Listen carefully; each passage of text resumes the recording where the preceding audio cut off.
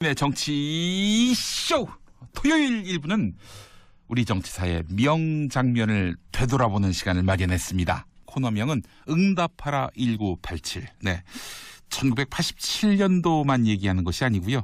대통령 직선제가 도입된 1987년 이후 사건부터 오늘의 역사까지 우리가 기억해야 할 정치사의 한 장면을 되새기는 시간입니다.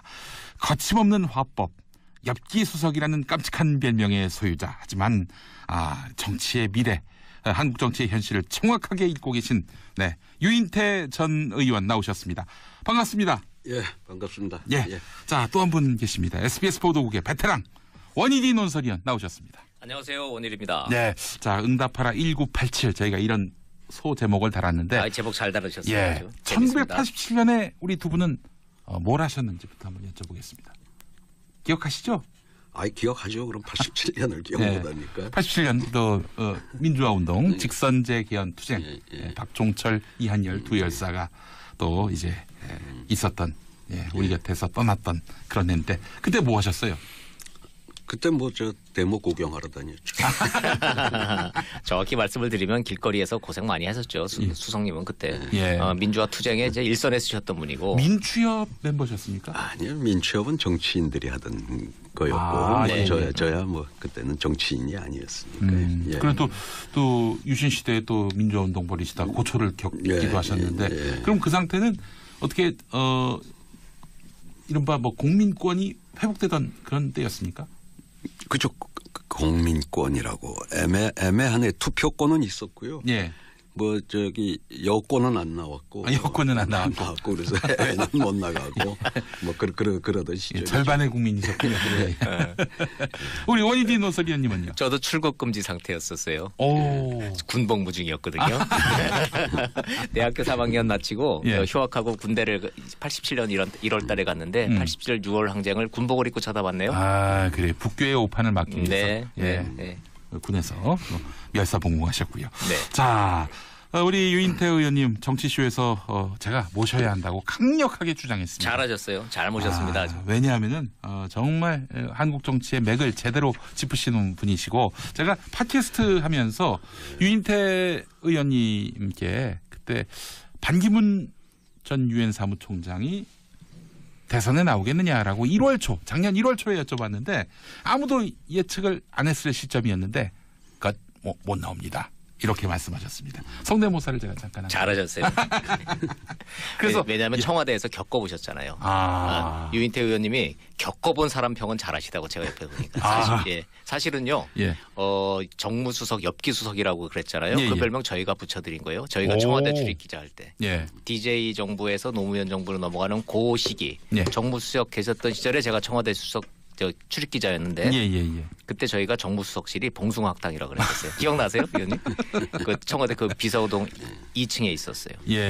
요즘 후배들 들으면은 조금 속상한 얘기 좀 하면은 저희 때는 이렇게 패찰 달고 춘추관에서 그 담장 넘어가지고 비서실에 이렇게 들어갈 때요. 시간 정해가지고. 그럼 가면 기자들이 어디 가겠어요? 정무수석실 방에 가는 거예요. 그러면 2층이고 이렇게 모퉁인데 거기 창문 열고 우리 수석님이 담배 딱 피면서 이제 전국을 쫙 설명을 하시는 거예요. 그럼 그거 딱 받아듣고 이렇게 흘러가는구나. 그다음에 평을 하는 거예요. 아무개는 어떻습니까? 아무개는 어떻습니까? 그러면 그 사람은 어떻고 그 사람은 안 돼. 딱 그러면은 영락 없는데 최근 들어서 반기문 총장 얘기 나왔을 때 대선 후보로서 딱 평가하시는 걸 보고 살아있네. 우리 수석님. 나 느꼈어요 그때. 이 촉이 대단하세요. 우리 유인태. 그때 그런 거 느꼈어요. 저희가 봉숭아학당이라고 오죽하면 그랬어요. 딱 가가지고 수업받는 학생들처럼 기자들이 볼펜 들고서는 딱 있으면은 느릿하면서 한마디 이렇게 던져줘요. 그거 하나하나가 다 기사였죠. 네. 그 시절 기자들의 벗이었어요. 우리 유인태 의원님이. 기자들이 아니라 짐승들이죠. 또 그러신다. 또 시작이다. 또 이제 만나니까 또 시작됐어. 그래서 저희가 이제 엽기수석이라고 그랬어요. 저것들은 인간이 될 확률 100만 분의 1이라며요. 하여튼 이제 와서 말씀입니다. 하여튼 그때 감사했습니다. 재밌었어요.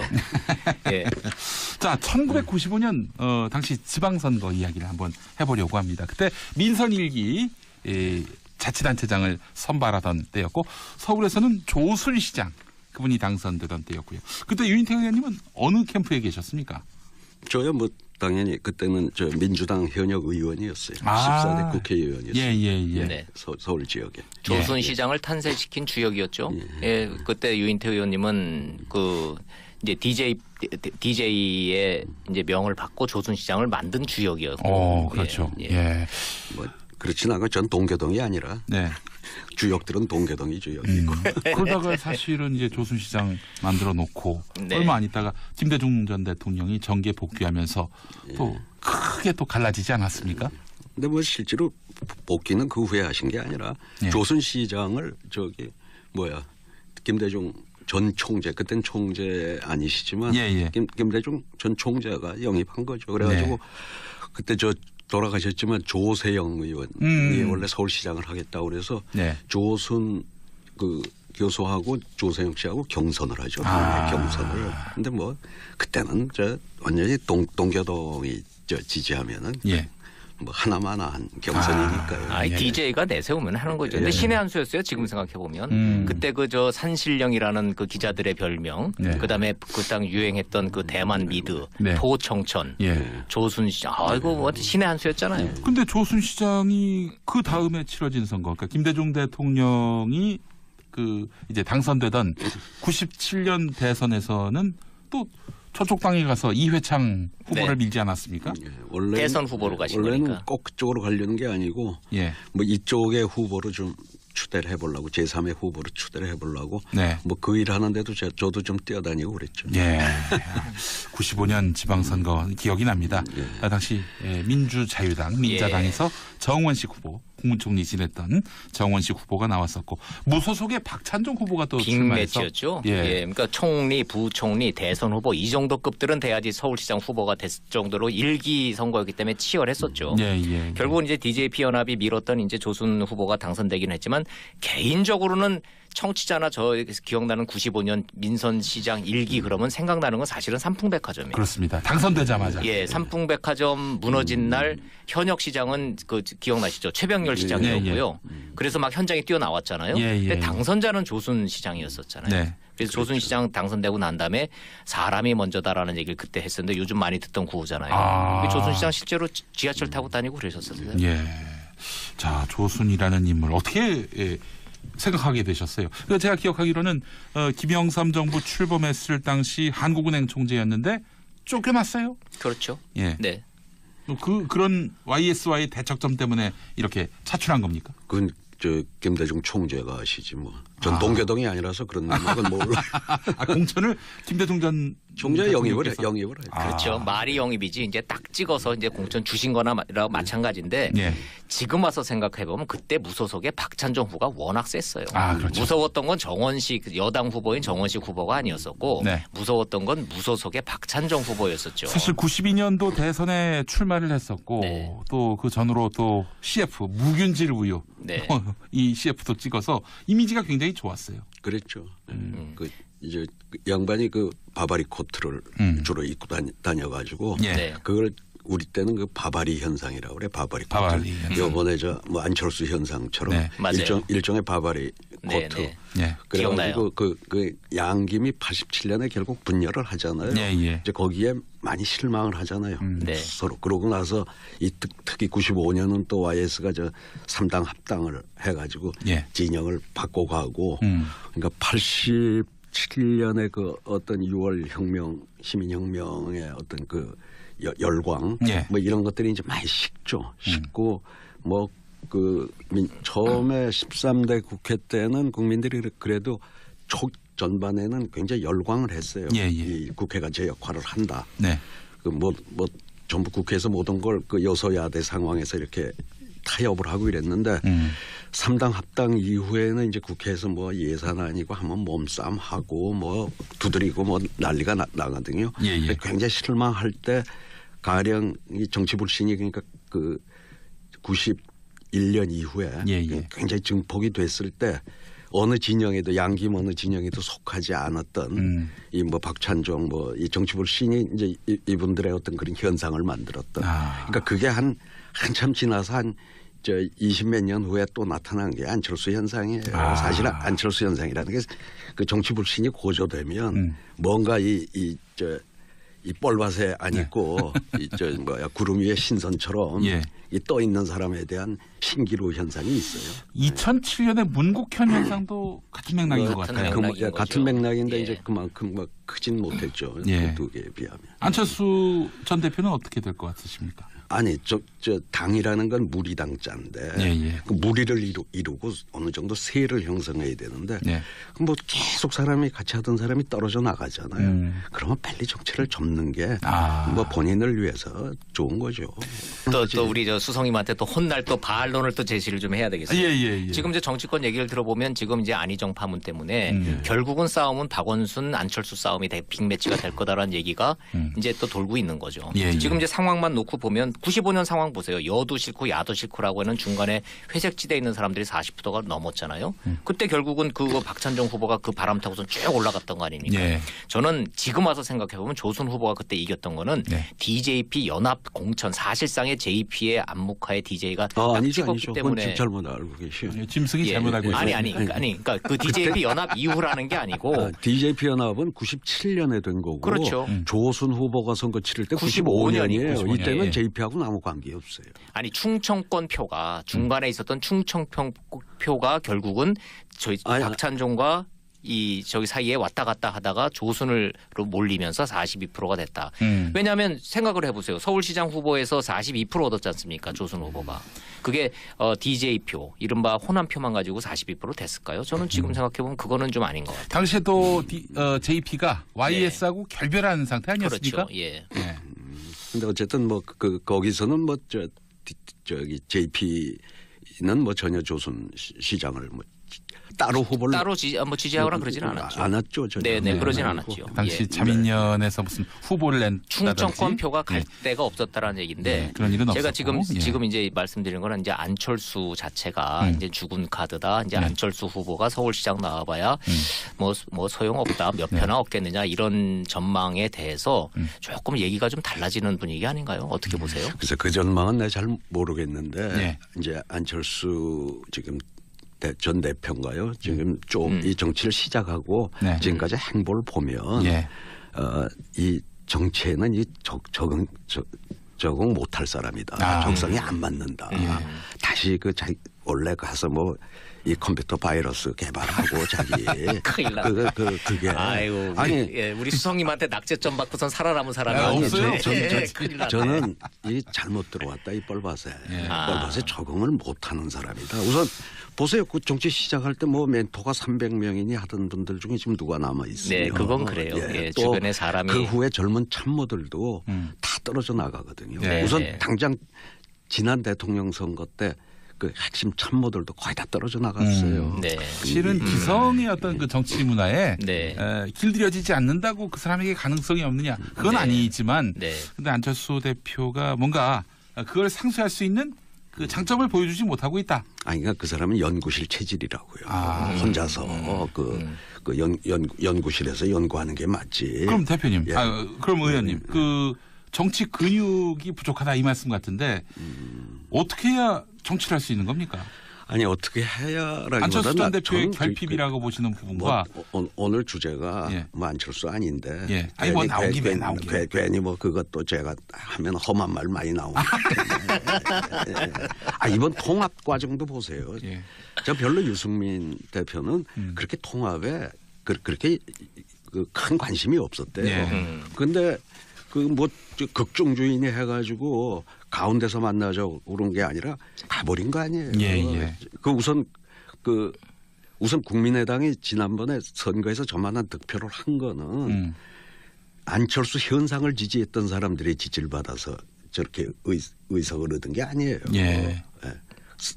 그 호남에서도 원래 안철수 현상을 지지했던 그 지방선거 때 젊은 사람들이 있잖아요. 그 사람들은 다 민주당을 찍었고 오히려 장노년층의 지지를 받아가지고 말하자면 이제 노무현 문재인 이쪽에 그 호남에 대해서 좀 홀대했다고 하는 뭐 그 표를 얻어가지고 국민의당도 탈당해서 나가서 성공을 해서 상당히 이제 이 총선에서 이 양당 체제를 무너뜨리고 제3당을 이만큼 성공을 했다고 굉장히 거기에서 또 한번 업도해가지고 그 자부심을 갖는데 그 지지층이 전혀 바뀐 거예요. 처음에 그 안철수 현상이 생겼을 때 지지층과 그때 국민의당을 찍어줬던 지지층은 애초에 안철수 지지층이 그대로 이어져 오지 않고 있다. 그 다 바뀌었죠. 우선 국민의당 저 호남에서 될 때 우리 당에 뭐 거기다 호남 후보 떨어졌잖아요. 그 전에 지방선거 때 조사를 해보면 젊은 층이 전부 그때 그 민주당하고 합치기 전에 안철수 당이 있었잖아요. 그때는 호남에서 그때도 이미 2배, 3배 차이로 민주당 후보를 앞섰어요. 근데 그게 전부 젊은 층들이 열광을 하고 있었어요. 근데 그 2년 후에 총선에서 그때는 결국 민주당과 안철수 이제 대표가 합쳤잖아요. 김한길하고 합쳐 지방선을 같이 치렀는데 2년 후에 그 저 총선에서 국민의당을 찍은 사람들은 그 제가 보기엔 안철수 공보다는 박지원 공이 더 커요. 그렇군요. 이제 선거라는 게 이제 구도기 때문에 지금처럼 이제 자유한국당이 이제 선수를 아예 구하지를 못하는 상황. 구해도 질이멸멸한 상황이 되면 결국은 지금 여당에서 이제 박원순 후보가 될지 어느 후보가 될지 경선을 거쳐야 되겠지만 뭐 경선이 본선이란 말이 있기는 하지만 어찌됐든 선거 구도가 돼서 야권에서 안철수 후보밖에 눈에 띄는 후보가 없다면 40% 넘는 이른바 중도 보수 표들은 갈 데가 없잖아요. 안철수밖에는. 그런 구도로 봤을 때 안철수 카드가 유효하다라고들 좀 분석을 하고 있는 것 같긴 해요. 원희진 논설위원님은 그렇다면은 이번 지방선거 서울시장 선거에서는 자유한국당과 바른미래당이 연대할 것이다 이렇게 보시는 거군요. 지금 뭐 안 한다는 거잖아요. 말로는. 뭐 후보 자체를 안 낼 수는 없다고는 하지만 현실적으로 이렇게 후보가 없으면은 안철수 말고는 유권자 입장에서 봤을 때는 보이는 표가 없다. 차마 나는 박원순 후보가 됐든 누가 됐든 민주당 후보는 싫다라는 사람들이 한 40% 정도 존재한다고 봤을 때 그 표가 갈 데가 없다. 이제 이런 생각들을 이제 분석들을 이제 하고 있는 거죠. 자, 우리 유인태 의원님은 한번 예측해 주시죠. 이번 지방선거 누가 될 것 같습니까? 뭐 아직 후보가 뭐 정해져 누가 나올지 경선도 안 끝나고 했는데. 뭐 저기 제가 봤을 때 말이죠. 그건 뭐 그러니까 안철수 박원순 대 안철수다 이렇게 나왔을 경우에 아니 지금 아니 그러고 거기에서 안철수 대표가 좀 유의미한 표를 얻는다고 해도 뭐 되기는 어려울 거고 근데 아까 제가 드린 말씀은 쭉 그 2011년간 7년간 행보를 봤을 때 지금 잘못 짚었다. 안철수 대표에 대해서는 시종일관 하여튼 실망스럽다는 평가를 계속 내리고 계세요. 우리 수석님은. 실망입니다. 이 입장이신 것 같습니다. 맞습니다. 자, 역대 서울시장 선거 한번 좀 쭉 살펴보고 있는데 95년 지방자치제가 본격적으로 도입되고 민선 1기 시장이 선거를 통해서 결정됐을 때 조순 시장이 됐단 말이죠. 민주당 소속으로. 2회가 이제 1998년이죠? 98년 맞아요. 98년 맞아요. 98년? 고건시장 될 때. 그때는 이제 DJ가 이제 그 고건시장을 영입을 해서 재미를 많이 봤죠. 그때 저 상대가 최병렬 전 시장이죠. 그렇죠. 최병렬 대 고건 싸움이었어요. 네, 그렇습니다. 그리고 이제 3회에 이르러서 2012년 월드컵 시즌과 맞물렸을 2002년. 때 그때 한나라당 이명박 민주당 후보가. 김민석 30대 기수론 기억납니다. 1회, 2회는요 민주당 계열의 민주당과 새정치국민회의의 후보 외자지요 조순 고건 맞아요. 이렇게 당선이 됐는데 자 그런데 이 지지층들이 어디로 가고 3회부터 한나라당 강세가 나왔는지. 3, 4, 5. 근데 이건요. 지금 대통령 임기가 5년 아니에요. 그러니까 이 지방선거가 대통령 임기 초에 치러지느냐 후반부에 치러지느냐. 이제 되게 국회 총선도 그렇고 지방선거도 그렇고요. 그러니까 그 조순 시장이 된 95년은 YS 말기예요. 뭐 소통령이 뭐 감옥에 가고 그때는 그 지게 돼 있어요. 지방선거는. 대통령 지지율이 28%였어요 그때. 그리고 98년은 김대중 대통령이 그 해 취임을 했잖아요. 취임식이 2월에 있었죠. 2월에 있고 이 IMF에 뭐 근무오기 해가지고 IMF를 잘 극복을 하고 있다고 김대중 대통령 인기가 좋을 때예요. 그러니까 그때는 민주당 후보가 되게 돼 있고. 예, 이명박 시장이 될 때 김민석 후보하고 붙을 때는 네. 뭐 삼홍인이 해서 우리나라 하여튼 뭐 될 것도 없이 대통령 임기 말엔 전부 대통령 바닥으로 갔으니까. 김대중 대통령의 사실상 임기 마지막. 그 2002년 선거는 뭐 서울시장뿐만이 아니라 민주당이 폭삭 망한 선거고. 말 그대로 폭망했죠. 폭망했죠. 그리고 이제 그 다음에 2006년은 노무현 대통령은 뭐 처음에 한 몇 달 빼고 나서는 뭐 허니문도 없이 계속 지지율이 아주 안 좋았거든요. 네. 오세훈 강금실도 뭐 너무 허망하게 끝났어요. 2006년 선거가. 선거도 그거는 야당한테 가게 돼 있었던 그때 선거죠. 이제 전북지사 말고는 열린우리당이 당선된 데가 없어요. 네. 광역시장에 비해서. 그래서 여로당이 그때 아주 진짜로 말 그대로 폭망했죠. 열린우리당이 전국 정당을 표방했는데 전북 정당이 됐어요. 맞아요, 맞습니다. 그래서 아주 그런 좀 참담한 선거였고 또 그때 이제 박근혜 전 대통령 이 칼 테러 대전은요. 이 말 한마디로 그냥 지방선거 끝나버렸죠. 그 말을 안 했다는 거 아닙니까? 그 말은 안 했다. 예. 지어낸 얘기다. 그리고 이제 2010년 그건 이제 이명박 대통령 임기 중반을 막 돌아섰을 때예요. 근데 뭐 어쨌든 그때는 이제 대신 한나라당이 상당히 진 선거죠. 패배한 선거 아닙니까? 서울시장은 하고 경기지사는 먹었지만은 그래도 전체적으로 뭐 서울의 구청장이니 저 시의원 이거는 뭐 저 야당이 뭐 거의 기초단체장하고 기초의원은 뭐 야당이 다 싹쓸이를 했었죠 그때. 그리고 제 6회 지방선거는 2014년 임기 초였는데. 그때 세월호 참사가 있어서였는지 뭐 여당이 프리미엄을 보지 못했습니다. 초가 아니죠. 2012년에 박근혜 대통령 2013년 2월에 13년 2월이면 1년 반 정도 이제 지난 거죠. 중반이라고 봐야죠. 중반. 근데 우리나라 대통령 이 인기 좋은 거는 1년을 못 가요. 대개 보면. 네, 자, 1년 넘으면. 얼추 이번 선거도 예측할 수 있는 거 아니겠습니까? 뭐 만약에 탄핵이 없었다면은 올해 2월에 새 대통령이 나왔을 테고요.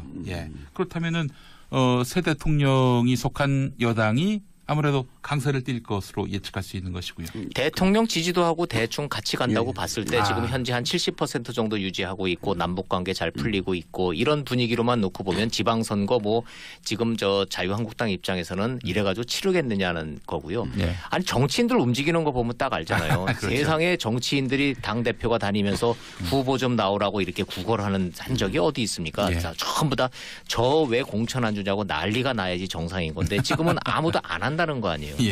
정치 지형은 이제 매우 지금 기울어져 있는데 변수는 많이 생기네요. 지금 뭐 미투부터 시작해서 뭐 여러 가지 좀 충격파는 좀 이래저래 오고 있습니다. 자, 그래서 이제 사실 이번 지방선거 결과 이것은 향후 총선 또 대선을 예측할 수 있는 시금석이 될 것이고요. 자, 그래서 역대 지방선거 결과들을 쭉 한번 살펴보게 됐습니다. 네, 정치쇼! 토요일 1부는 우리 정치사의 명장면을 되돌아보는 시간을 마련했습니다. 코너명은 응답하라 1987. 네. 1987년도만 얘기하는 것이 아니고요. 대통령 직선제가 도입된 1987년 이후 사건부터 오늘의 역사까지 우리가 기억해야 할 정치사의 한 장면을 되새기는 시간입니다. 거침없는 화법, 엽기수석이라는 깜찍한 별명의 소유자. 하지만 정치의 미래, 한국 정치의 현실을 정확하게 읽고 계신 유인태 전 의원 나오셨습니다. 반갑습니다. 예, 반갑습니다. 자, 또 한 분 계십니다. SBS 보도국의 베테랑 원희디 논설위원 나오셨습니다. 안녕하세요, 원일입니다. 네, 자, 응답하라 1987 저희가 이런 소 제목을 달았는데 제목 잘 다루셨어요. 1987년에 우리 두 분은 뭘 하셨는지부터 한번 여쭤보겠습니다. 기억하시죠? 기억하죠. 그럼 87년을 기억 못합니까? 87년도 민주화운동, 직선제 개헌 투쟁, 박종철, 이한열 두 열사가 또 이제 있었던 우리 곁에서 떠났던 그런 해인데 그때 뭐 하셨어요? 그때 뭐 저 대목 구경하러 다녔죠. 정확히 말씀을 드리면 길거리에서 고생 많이 하셨죠. 수석님은 그때 민주화 투쟁에 이제 일선에 쓰셨던 분이고. 민추협 멤버셨습니까? 아니요, 민추협은 정치인들이 하던 거였고 저야 뭐 그때는 정치인이 아니었으니까. 그래도 또 유신 시대에 또 민주화운동 벌이시다 고초를 겪기도 하셨는데 그럼 그 상태는 어떻게 이른바 뭐 국민권이 회복되던 그런 때였습니까? 그죠. 국민권이라고 애매하네. 투표권은 있었고요. 예. 뭐 저기 여권은 안 나왔고, 여권은 안 나왔고, 그래서 애는 못 나가고 뭐 그러던 시절. 절반의 국민이셨군요. 네. 우리 원희디 노설위원님은요? 저도 출국 금지 상태였었어요. 군복무 중이었거든요. 대학교 3학년 마치고 휴학하고 군대를 87년 1월달에 갔는데 87년 6월 항쟁을 군복을 입고 쳐다봤네요. 아 그래 북교의 오판을 막기 위해서. 네. 예. 네. 군에서 멸사봉공하셨고요. 네. 자, 우리 유인태 의원님 정치쇼에서 제가 모셔야 한다고 강력하게 주장했습니다. 잘하셨어요. 잘 모셨습니다. 왜냐하면은 정말 한국 정치의 맥을 제대로 짚으시는 분이시고 제가 팟캐스트 하면서 유인태 의원님께 그때 반기문 전 유엔 사무총장이 대선에 나오겠느냐라고 작년 1월 초에 여쭤봤는데 아무도 예측을 안 했을 시점이었는데 못 나옵니다. 이렇게 말씀하셨습니다. 성대모사를 제가 잠깐 잘하셨어요. 그래서 왜냐하면 청와대에서 겪어보셨잖아요. 유인태 의원님이 겪어본 사람 평은 잘하시다고 제가 옆에 보니까 사실은요.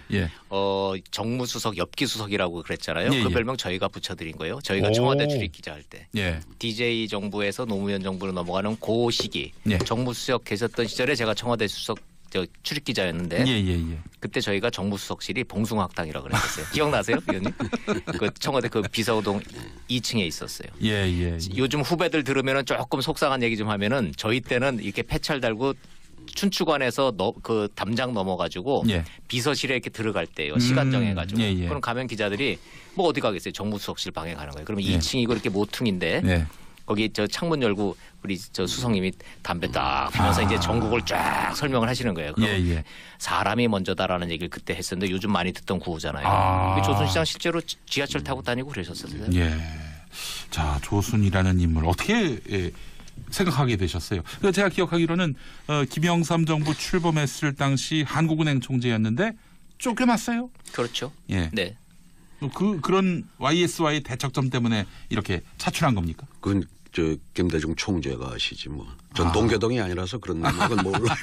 공천을 김대중 전 총재 영입을 해. 그렇죠. 말이 영입이지 이제 딱 찍어서 이제 공천 주신 거나 마찬가지인데 지금 와서 생각해 보면 그때 무소속의 박찬종 후보가 워낙 셌어요. 그렇죠. 무서웠던 건 정원식 여당 후보인 정원식 후보가 아니었었고 무서웠던 건 무소속의 박찬종 후보였었죠. 사실 92년도 대선에 출마를 했었고 또 그 전으로 또 CF 무균질 우유 이 CF도 찍어서 이미지가 굉장히 좋았어요. 그랬죠.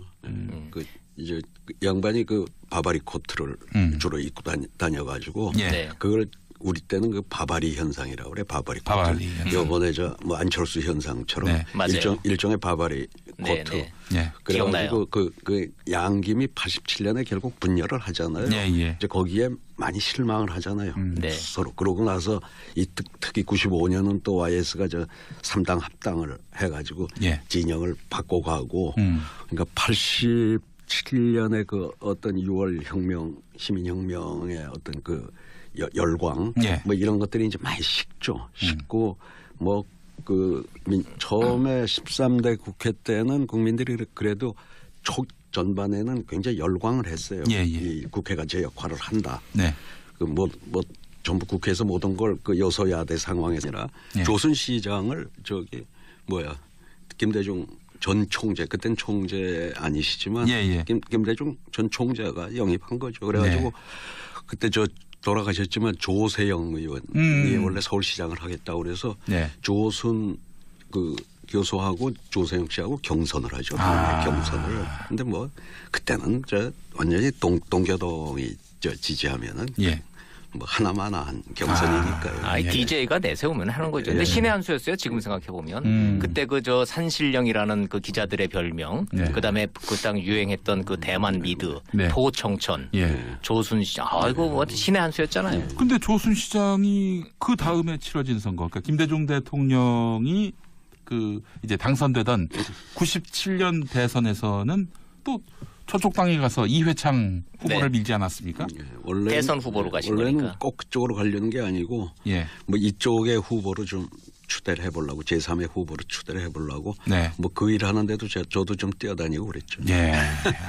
95년 지방선거 기억이 납니다. 예. 당시 민주자유당, 민자당에서 정원식 후보, 국무총리 지냈던 정원식 후보가 나왔었고 무소속의 박찬종 후보가 또 출마해서 빅매치였죠. 예. 그러니까 총리, 부총리, 대선 후보 이 정도 급들은 돼야지 서울시장 후보가 됐을 정도로 일기 선거였기 때문에 치열했었죠. 예. 결국은 이제 DJP 연합이 밀었던 이제 조순 후보가 당선되긴 했지만 개인적으로는 청취자나 저 기억나는 95년 민선시장 일기 그러면 생각나는 건 사실은 삼풍백화점이에요. 그렇습니다. 당선되자마자. 예, 삼풍백화점 무너진 날 현역 시장은 그 기억나시죠? 최병렬 시장이었고요. 그래서 막 현장에 뛰어나왔잖아요. 근데 당선자는 조순 시장이었었잖아요. 네. 그래서 조순 시장 당선되고 난 다음에 그거 딱 받아듣고 아 이렇게 흘러가는구나. 그다음에 평을 하는 거예요. 아무개는 어떻습니까? 아무개는 어떻습니까? 그러면 그 사람은 어떻고 그 사람은 안 돼. 뭐 딱 그러면은 영락 없는데 최근 들어서 반기문 총장 얘기 나왔을 때 대선 후보로서 딱 평가하시는 걸 보고 살아 있네. 수석님. 느꼈어요 그때. 이 촉이 대단하세요. 우리 유인태. 그때 그런 거 느꼈어요. 저희가 봉숭아학당이라고 오죽하면 그랬어요. 딱 가가지고 수업 받는 학생들처럼 기자들이 볼펜 들고서는 딱 있으면은 느릿느릿하면서 뭐 한마디 이렇게 던져줘요. 그거 하나하나가 다 기사였죠. 네. 그 시절 기자들의 벗이었어요. 우리 유인태 의원님이. 기자들이 아니라 짐승들이죠. 또 그러신다. 또 시작이다. 또 이제 만나니까 또 시작됐어. 그래서 저희가 이제 엽기수석이라 그랬어요. 저것들은 인간이 될 확률 100만 분의 1이래매요. 뭐 하여튼 이제 와서 말씀드립니다. 하여튼 그때 감사했습니다. 재밌었어요. 예. 자, 1995년 당시 지방선거 이야기를 한번 해보려고 합니다. 그때 민선일기 자치단체장을 선발하던 때였고 서울에서는 조순 시장 그분이 당선되던 때였고요. 그때 유인태 의원님은 어느 캠프에 계셨습니까? 저야 뭐 당연히 그때는 저 민주당 현역 의원이었어요. 14대 국회의원이었어요. 예. 네. 서울 지역에. 조순 시장을 탄생시킨 주역이었죠. 예. 그때 유인태 의원님은 그 이제 DJ의 이제 명을 받고 조순 시장을 만든 주역이었고. 그렇죠. 뭐 그렇진 않고 전 동교동이 아니라 주역들은 동교동이 주역이고 그러다가 사실은 이제 조순 시장 만들어 놓고 얼마 안 있다가 김대중 전 대통령이 정계 복귀하면서 또 크게 또 갈라지지 않았습니까? 근데 뭐 실제로 복귀는 그 후에 하신 게 아니에요.